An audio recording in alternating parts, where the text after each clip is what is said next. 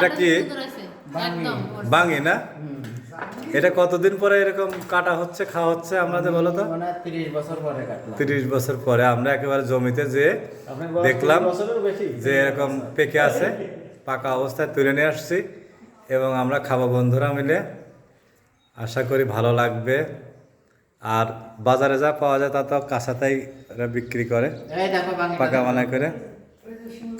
এই তো ওর এগুলো তিতা না? এগুলো তিতা লাগে, সেই রকম ফ্লেভার আসছে। সুন্দর। আসলে আসলে একেবারে মানে কালারও যেমন আসছে, মনে হচ্ছে পেঁপে, পেঁপের মতো পাকা আসছে। পেঁপে। হ্যাঁ হাত ধুইছিলি রে? হ্যাঁ, হাত পরে ধুবো না? হ্যাঁ।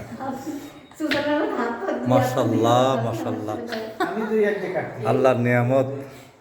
ভাবি এই বাঙি খাইছো কখনো? ভাবি ভাবি না